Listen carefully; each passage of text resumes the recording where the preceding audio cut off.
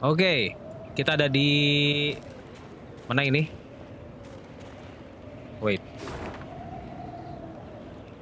Kita itu terakhir habis ngalahin ini ya, ngalahin Kelly, tulis.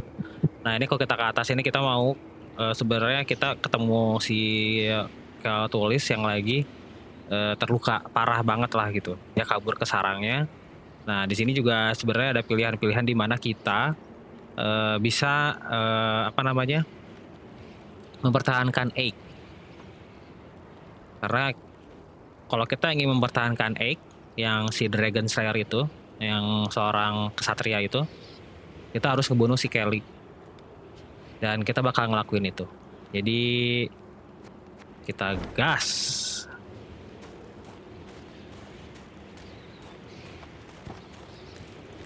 Tapi sebelumnya kita cek dulu ini. Kita cek.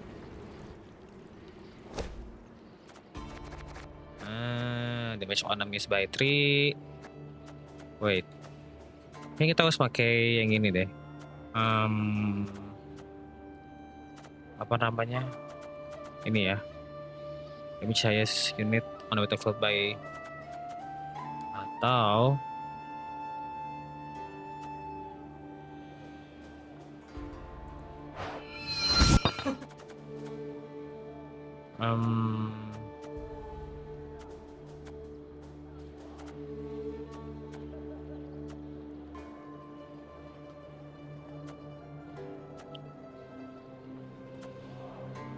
Lone Scar. Ini sih.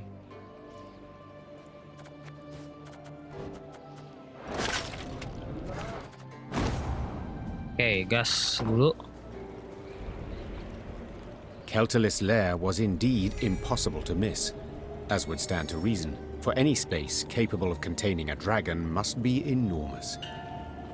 The lair's maw, a black triangle cut out of a vast plain of snow, loomed from afar. Confirming the dragon's presence was the powerful odor emanating from it, one of sulfur and blood. Well then, Gascon said, ready to become a legendary dragon slayer? Enter. My father oft said, never should you count pelts till the hunt is through. Meve said, dismounting her horse. It's all the more true when you hunt dragons. He's wounded, yes, but one puff of flame, and we shall be not legends, but corpses. Leave all thoughts of foolhardy bravery behind. The Lyrians crept across the dragon's threshold. They walked single file, shields raised, watched by bats hanging from the ceiling. Keltalis lay curled up on a bed of diamonds and gold coins turned red from his blood. Seeing how he strained merely to lift his massive head, Meve knew the dragon no longer posed any threat. Come to finish what your poison began? The monster croaked hoarsely. Fine. Do it then. Keltalis turned over, exposing his vulnerable underbelly, and waited calmly for the fatal blow. Talk dulu. Wait, Meve said, dropping her sword. what poison?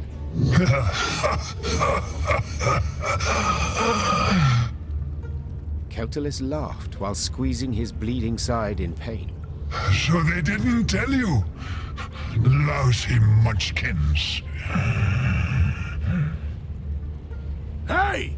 Watch your tongue! Gabor yelled. Sides!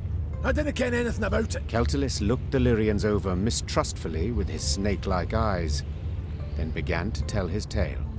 The caravan Meve had met on the road was different to the others. This time, Keltalis's meat had been pickled in a special brine, one spiked with poison. As the dragon lay curled up in pain, Ferenc dwarves entered his lair and smashed his heads. So if I understand correctly, Meve interrupted. you're female. Correct. Same as you. As if on command, all Lyrian eyes turned to Gabor. Can you look at me? We didn't peek under his, heart, it's steel. If I may, Reynard interjected. these revelations about Keltulus's sex are undeniably fascinating. But I'm more curious why the Ferences stooped to such a dishonorable deed. That's easy enough to guess. Meve said. They were afraid the dragon would soon demand more tribute to feed its young. So they decided to strike preemptively. A wise and noble deed. Ake cried. Evil must always be nipped in the bud. To the Ferences' misfortune, they delivered too small a dose of poison. Infuriated at the sight of the broken eggs, the dragon gathered its strength and flew to the nearest town. Meve saw for herself what happened then. And now it was up to her to decide how this story would end. The dragon had killed dozens, perhaps even hundreds, but had been provoked first by the dwarves' heartless cruelty. Did it thus deserve death or mercy? Oke. Seperti yang aku bilang, jadi kalau kita kill the dragon, kita bakal keep Ake. Kalau kita memang ngebiarin Keltulis ini sembuh dan pindah tempat dari mahakam, kemungkinan sih pastinya Ake bakal cabut. Karena kan sebenarnya Misek itu ngebunuh dragon, ngebunuh monster gitu. Nah ini ketika keinginannya tidak terpenuhi, jadinya dia lebih baik cabut gitu dari si squadnya si Meve. Jujur sih karena memang aku ingin semua orangnya keep tetap ada di squad aku semuanya, jadi kita bakal kill the dragon apapun backstory-nya lah gitu. I understand your pain, Meve said. but nothing can justify the massacre you wrought. Nothing? And what would you have done in my place? Snorted the dragon. Pen a letter of complaint to Elder-in-Chief Hoog? They killed my children? I'd have done the same. The queen replied, not hesitating a moment. I'd have sought revenge, knowing what punishment I'd earn. The monster looked Meve in the eyes a long while, then dropped its head. I've no more strength to fight. I've no more reason to fight. Do as you see fit. Oke, kita tetap ini. Kill the dragon. Meve raised her sword high and swept it down with enormous strength, cutting the scaled belly in twain. The monster bellowed out a long roar and writhed its tail, scattered. There followed a strange silence. No one cheered, no one clapped. Only Ake whispered a prayer of thanks under his breath. That was Gascon said, the first to break the silence. not terribly epic. What'd you expect? Gabor said, arms akimbo. Fanfare and fireworks. The mountain to quake. He up and died. What else would he do? I am certain, Your Grace, Reynard said. that the poets will endow this moment with the appropriate splendor. I'm sure they will, The queen said, sheathing her sword. for they are liars. Oke. This card has been added to your army and can be found in Command 10. Oke. The queen told her soldiers to gather a part of the dragon's treasure, small enough not to bring down the wrath of Bruver Hoog, but large enough to fully compensate the Lyrians' losses. And Meve gained the title of Dragon Slayer, though she rarely made much mention of it. Oke.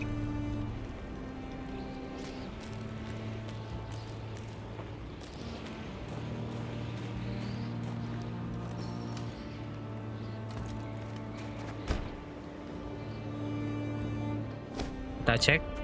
Kita dapat apa? Every turn on turn start damage all enemies on the melee roll by 2. Wow, man.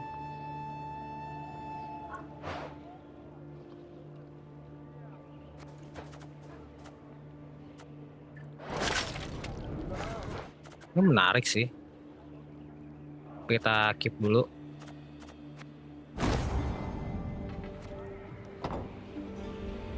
Oh ya, kita bisa upgrade BTW.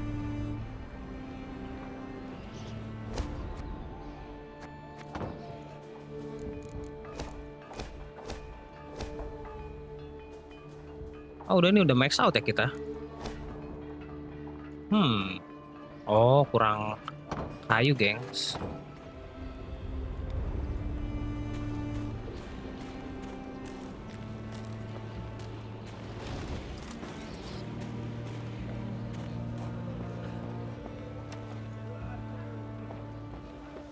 Trust a brown, red. Trust a bot. Brown, red. Trust a bot. Oke. Kita coba ke atas dulu. Oke, aman. Kita sekarang ke bagian kiri.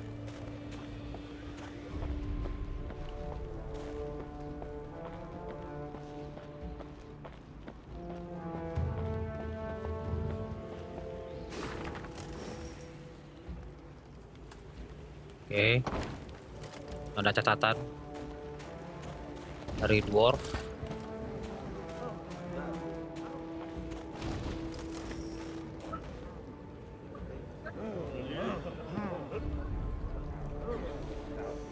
Meve squinted, the better to see the scene. Several dozen dwarves had gathered on the cliff overlooking the chasm. All were turned towards a ramp, at the peak of which stood a hairy head peeked out of the barrel. The long, pointy nose and ears left no doubt that it belonged to a gnome. The first Meve had ever seen in her life. Help! Save me! The gnome yelled. They aim to kill me! Cast me in the chasm! Shut your maw! Barked the dwarf standing next to him, who then shoved the gnome inside the barrel and covered it with a lid. Your crimes! The sheer weight of him, hey? No lighter punishment is fitting. The other gathered dwarves nodded approvingly. Two gripped the barrel, lay it on its side, then lifted it to cast in the chasm, paying the thumping from inside it no heed.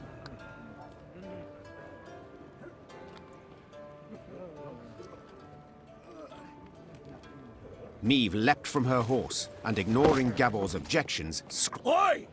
You're not allowed! Hey, damn it! What do you think you're doing? I think it's obvious. Preventing the execution. Thanks be to the gods! Whoa, wench, you've no such right. Judgment's been handed down. Sentencing's done. Yes, and a cruel sentence it is. One that prompts me to wonder what the accused did to deserve it. Better to ask what he didn't do, the varmint. Arrived here with his peddler's wagon full of tricks and gadgets. Went from house to house, praised his rubbish to the high heavens.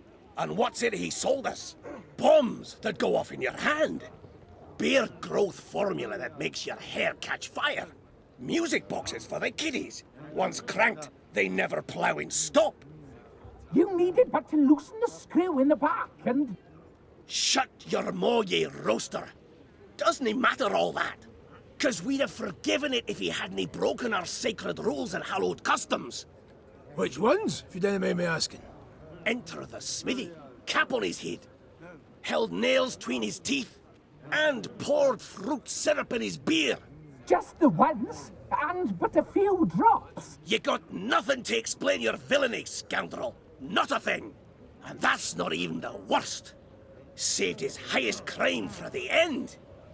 He was in a mine, and he whistled. Oh, aye, that's bad. Shouldn't have done that. Aye, he did. Whistled. Through his teeth. And hummed in harmony, a long warble. We all heard it up and down the shaft, and our grandelders were clear. Death's the punishment. Death by barrel roll. Oke, jadi ini ceritanya ada gnome namanya Barnabas. Kenapa dia ada di tong? Nah, ceritanya karena dia di sebuah mine. Dia melakukan aksi yang memang dilarang lah. Karena tadi katanya dia bersiul kan. Dia bersiul dengan giginya. Kayak dia jadinya kayak bernyanyi gitu. Dan ternyata itu jadi sebuah jadi sebuah larangan di budayanya dwarf gitu. Dan hukumannya adalah kematian. Dan sini pilihannya, can you recite the exact structure he broke? The punishment cruel and unusual, not to the crime. Kita ini dulu ya. Wait 1 minute. What exactly does the Four Dwarfs Codex say? Which stricture did he violate? What did... How did... How's it a wench and a human one to boot know about the code? This human wench has a head, and a capacious one. Well, have you an answer? The code says thus. 'Tis a crime most grievous to whistle in a mine. Any dwarf committing the cock-up shall be placed in a barrel at once. Said barrel then to be rolled down a mountain. Any dwarf? The situation's clear. If my senses do not deceive, the accused is a gnome. Aye, but the code's not to be taken literal like. It's to be interpreted. What the ancient elders had in their heads, why, that's got to be divined. Nothing to be divined here. You got to be a dwarf to be a dwarf, not no bloody gnome. So, am I, meaning, I'm free to go? Perchance we ought to let the elder-in-chief rule on the matter. Oh, aye. Oh, for we all ken how old Hoog loves being bothered with such things. Ah, fine. Now get the hell out of that barrel and out of my sight, you hairy hamshanker. My lady, I haven't a way to thank you. That we've yet to discuss. Perhaps first we should learn each other's names? Aye, yes, of course. What a prat of me. Barnabas. Barnabas Beckenbauer. To friends, Bibi. Meve, Queen of Lyria and Rivia. Queen? Cows in the corn, colour me honoured. Your Majesty, obeisance due.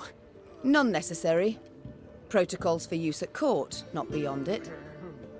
An inventor you deem yourself. Am I right? Most assuredly. Though, truth be told, the dwarves saw no ingenuity in my craft. Seems I'm ahead of my time. Fiery bursts in the palm of your hand. They shall be in fashion one day, to your mind. Oh, nay, just a bit of misfortune, that's all that was. You see, I mistook mercury fulminate for saltpeter. The vials stood beside each other, see, and... The details I need not know. But one matter I am curious about. Could you construct a bomb that would explode when desired? For instance, beneath my foe's feet as they stepped over it. Of course I can. It's simple. Why then? You wish to show your gratitude? You must join my ranks. Assist me to defeat Nilfgaard. Defeat Nilfgaard? Pure ambition, that is. But I'd have been a barrel of broken bones at the bottom of a ravine, if not for you. I'll do what you ask to pay off my debt. Oke. Kita dapat Barnabas Beckenbauer setelah kita nolongin dia dari hukuman kematian, yang mana sebenarnya kalau kita ngerujuk pada sebuah kode yang dibuat sama dwarf, ternyata memang pelakunya memang harus dwarf baru bisa dihukum mati, sementara dia kan gnome, jadi dia nggak termasuk gitu loh. And thus, for the first time in Lyrian annals, a gnome enlisted with the army. And though Barnabas Beckenbauer was diminutive of body, this new recruit would prove his worth on more than one occasion. Oke, kita cek dulu.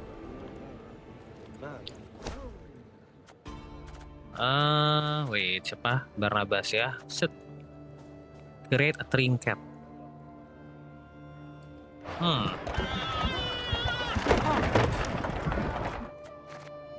Simple banget.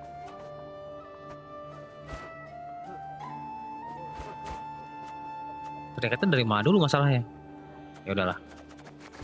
Anyway, kita back dulu. Kita masuk ke sini.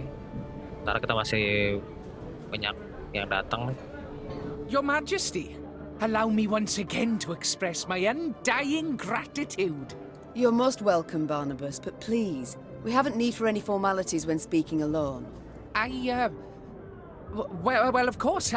How might I help you then? At the moment, have you any invention you've worked on? One that's near complete? Oh, so kind. Oh, wonderful, you should ask. See, I've ever had an avian fascination. For birds, you see. Their wings, bones.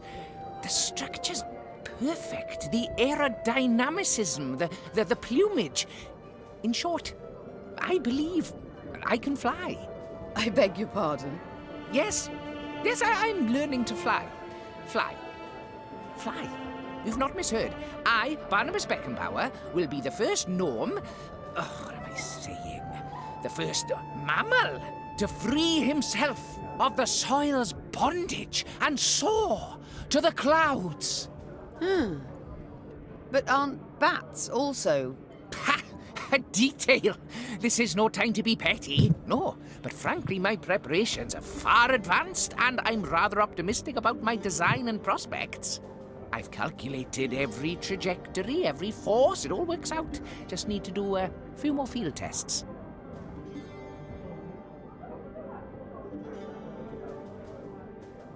Did you have volunteers try it, or did you test the design yourself? Naturally, I must stay on the ground. Who take all the measurements elsewise. Luckily, there's no lack of thrill seekers in Mahakam. Most eager to etch themselves into the annals. My first prototype, the Skylicker, I dubbed it. Oh, Your Majesty, if you'd only seen the beauty. Flew over 120 Ls. Truly? Colour me impressed indeed. He must have made quite the name for himself, your brave volunteer. I'm certain he's caught the eye of every she-dwarf in Mahakam since. Oh no, he's dead. The landing, it was rough. And then a bear sauntered by, didn't help any. Anyhow, as he died, the dwarf swore he regretted nothing. Brave lad. A bit daft, though. I see. But the next time you request I try one of your inventions, I'd ask you to remind me of this touching tale. I like to know... No, I must know who I travel with. Please do tell me about yourself. About me? I've most civil relations with dwarves, as you saw. But is there anything in particular you'd like to know? Why not start at the beginning? Tell me where you hail from, perhaps. Oh, right. Well, I was born in the distant south, in Tir Tokair. My mother was a washerwife, my father, an armourer. Soon as I'd passed 40 winters and could strike out on my own, I left the family, my native parts. So I've been on the road now about, 20-odd years. Indeed. A rather long while. Did the south simply not suit you? Oh, I wouldn't say that exactly. It's just staying would have meant stepping into my father's shoes. Then forging blade after blade, plate after plate. Oh, just thinking on it sets my head a-spinning. Not for me, that, no. No, nature. The world so rich in mysteries, in wonders left to discover, and ways to make it a better place. By building bombs that explode in the hand, for instance. As those bearded fellas say, Mahakam wasn't built in a day. Besides, nobody was seriously hurt by those malfunctions. Not many, at any rate. Time I attended to other matters. Yes, you're still here. Off you go, then. Oke, kita udah mengorek-ngorek siapa itu Barnabas, dan ya seperti yang kita tahu tadi memang si Barnabas itu seorang gnome yang juga dia bisa bikin penemuan-penemuan, dan terakhir dia nyeritain bahwa dia sedang mengembangkan sesuatu yang bisa membuat dia terbang lah gitu.